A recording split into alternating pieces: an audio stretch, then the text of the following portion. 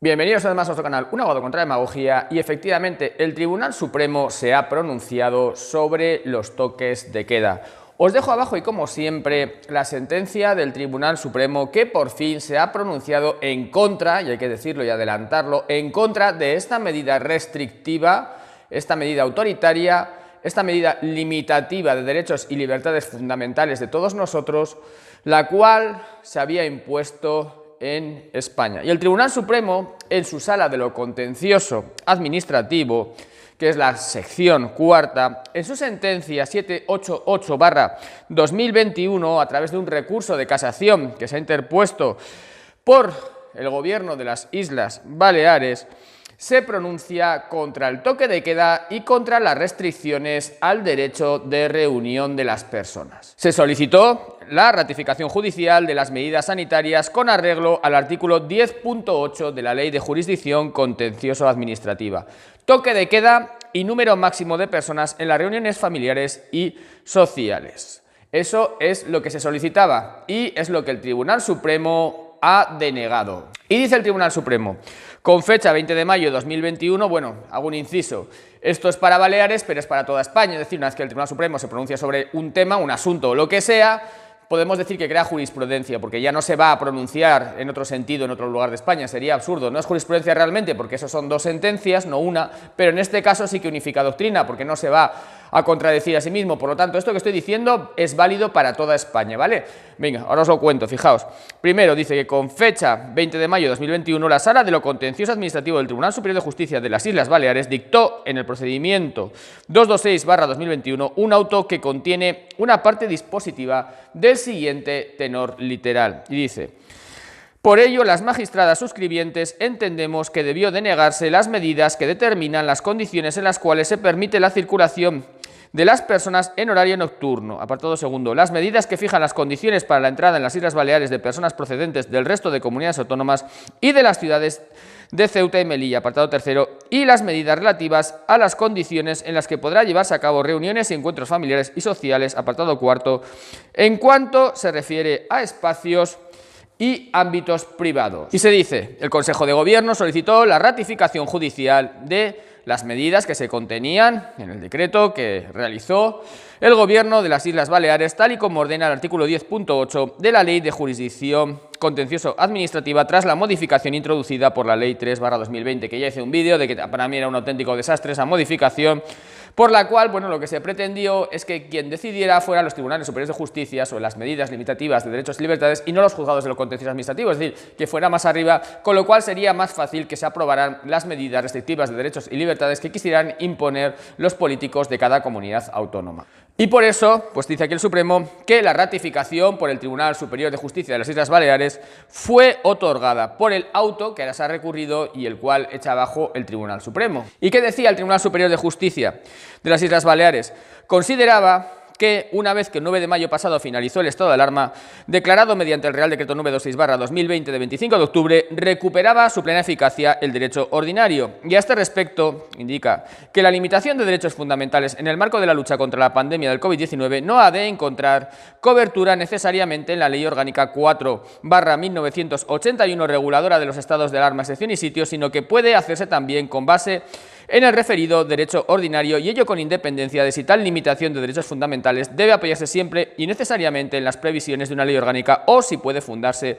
también en leyes ordinarias. Una vez dicho esto, afirma sumariamente que el artículo 3 de la Ley Orgánica 3/1986 de medidas especiales en materia de salud pública proporciona cobertura o fundamento normativo suficiente para que las autoridades sanitarias autonómicas, en el ejercicio de sus competencias, impongan las limitaciones de derechos fundamentales necesarias para combatir la pandemia. Es decir, que lo que decía el Tribunal Superior de Justicia de las Islas Baleares es que se pueden limitar nuestros derechos fundamentales, se podía o se puede, entiende que se puede hacer a través de la legislación ordinaria sin necesidad de que haya un estado de alarma. No tiene que fundarse en la Ley 4/81, que es la ley reguladora de los estados de alarma, excepción y sitio. Dice que con simplemente la normativa sanitaria se pueden restringir nuestros derechos y libertades fundamentales. Eso es lo que decía el Tribunal Superior de Justicia de las Islas Baleares. Se destaca aquí por el Tribunal Supremo que el auto impugnado, ese auto que permitía esas limitaciones de derechos y libertades, iba acompañado de un voto particular formulado por 2 magistradas. Es decir, que en absoluto era unánime ese auto porque, como es obvio y como ahora explica, pues no se pueden limitar derechos fundamentales en base a la legislación ordinaria sin más,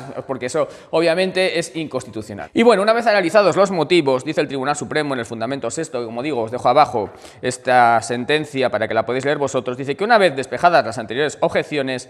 cabe examinar la cuestión de interés casacional. Y dice, a decir verdad, la cuestión consta de 2 partes. La primera es si la restricción de derechos fundamentales impuesta por medidas sanitarias en la lucha contra la pandemia solo puede hacerse al amparo del estado de alarma, y la segunda, naturalmente, para el supuesto de que la respuesta a lo anterior sea negativa, si la legislación ordinaria, incluido el artículo 3 de la Ley Orgánica 3/86, da cobertura o fundamento normativo suficiente para restricciones de derechos fundamentales de personas distintas de los enfermos y de su entorno inmediato, de manera que puedan afectar a toda la colectividad. Es decir, si se pueden limitar derechos fundamentales de todo el mundo, asintomáticos y gente que ni siquiera sea positivo, es decir, de toda la colectividad, con esta ley de salud pública. Es lo que dice el Tribunal Supremo, que va a analizar y va a decir que no, que solamente se pueden restringir derechos y libertades fundamentales de personas que estén enfermas, no de personas que no están enfermas. Esto es lo que va a explicar ahora el Tribunal Supremo. Y dice, comenzando por la primera parte de la cuestión de nuestra sentencia, ya se desprende que la restricción de derechos fundamentales en el marco de la lucha contra la pandemia del COVID-19 no exige siempre y necesariamente la cobertura del estado de alarma.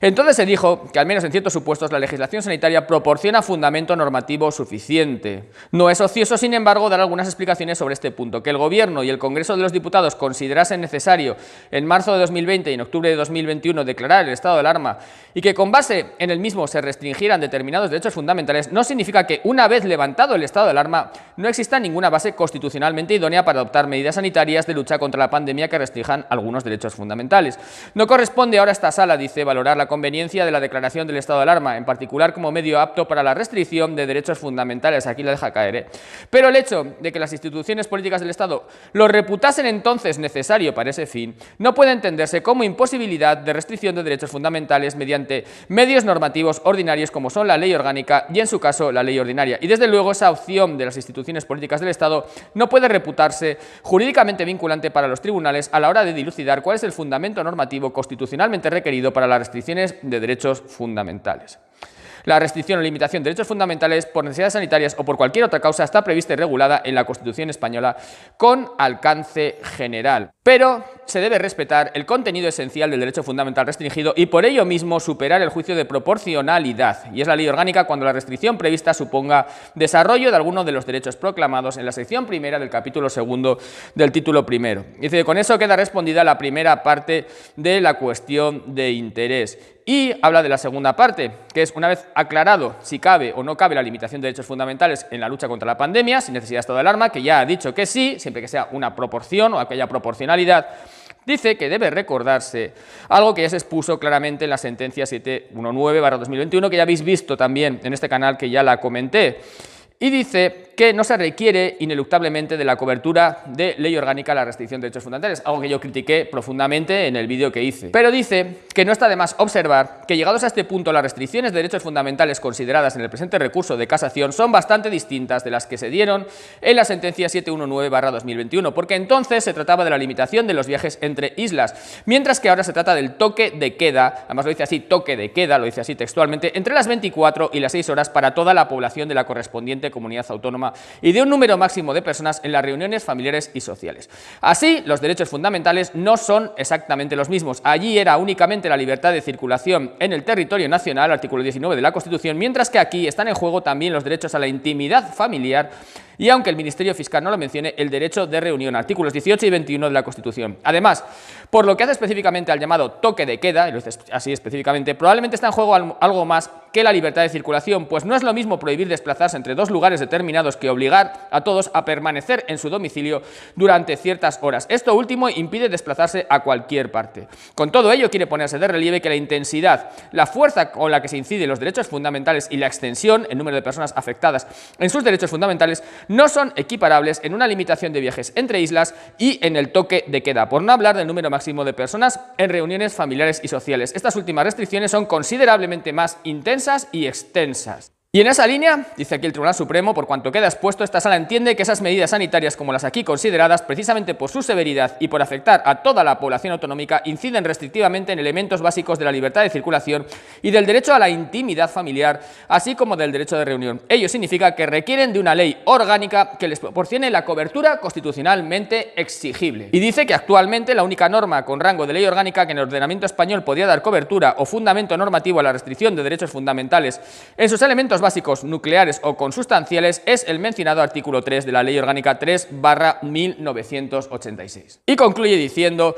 que esa constatación no conduce a concluir que las medidas restrictivas tan severas y extensas como el toque de queda o el máximo de personas en las reuniones familiares y sociales no puedan adoptarse al amparo del artículo 3 de la Ley Orgánica 3/86. Esto puede utilizarse como fundamento normativo siempre que la justificación sustantiva de las medidas sanitarias a la vista de las circunstancias específicas del caso esté a la altura de la intensidad y la extensión de la restricción de los derechos fundamentales de que se trata. Y ni qué decir tiene cuando se está en presencia de restricciones tan severas y generalizadas como la prohibición de salir del propio domicilio durante determinadas horas del día o de reunirse con más de 6 personas. La justificación pasa por acreditar que tales medidas son indispensables para salvaguardar la salud pública, tal como hemos dicho en la sentencia 719/2021. No bastan meras consideraciones de conveniencia, prudencia o precaución. No bastan esas consideraciones. Eso es muy importante, esa apreciación que hace el Tribunal Supremo, que por prudencia, conveniencia o precaución no se puedan limitar de esa manera tan estricta y severa nuestros derechos fundamentales. Y concluye diciendo que ha lugar al recurso de casación interpuesto por el Ministerio Fiscal contra el auto de la Sala de lo Contencioso Administrativa del Tribunal Superior de Justicia de las Islas Baleares de 20 de mayo de 2021